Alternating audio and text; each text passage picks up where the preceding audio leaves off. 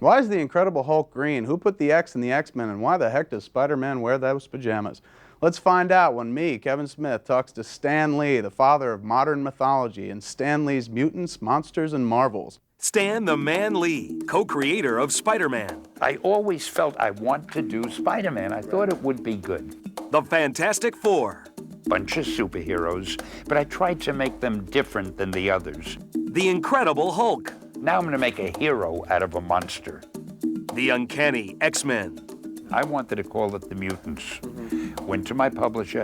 He said, you cannot call it the Mutants. Nobody knows what a mutant is. And many more. It was almost like there was something in the air at that time. It was like we could do nothing wrong. All of them became popular, and all of them seem to have lasted. Filmmaker Kevin Smith takes us on an intimate journey into the imagination of the father of our modern mythology. The Marvel characters have always been very scientifically bent, very science fiction oriented. Where did that come from? I love science fiction, but nobody knows less about science than I do. And all I did, because I'm lazy, I took the easy way out. I figured, well, the guy has to become the Hulk in some way. Let him be hit by a gamma bomb. Now, I wouldn't know a gamma ray from an eggplant, but it sounded good, a gamma bomb. And discover the inspiration.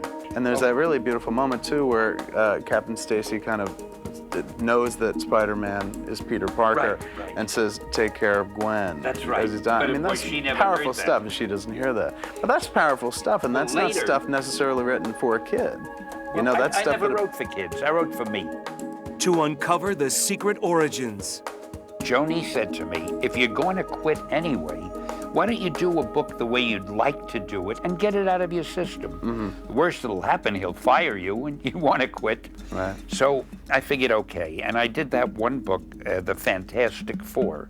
Today, Hollywood is producing several blockbuster motion pictures, faithfully based on Stan Lee's world-famous superheroes. Marvel stuff being very science fiction oriented, perfect movies on the page, you know, no-brainers. And for a while, Marvel couldn't make that happen. And then with Bryan Singer's X-Men, kind of punched through in a big way.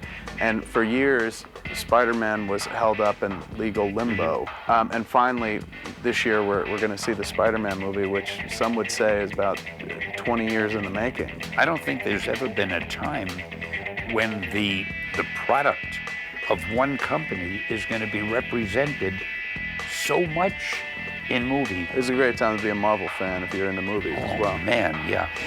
Presented on 2 complete features, Creating Spider-Man and Here Come the Heroes. Stan Lee's Mutants, Monsters, and Marvels is a must for all fans of comic books and fantasy adventure.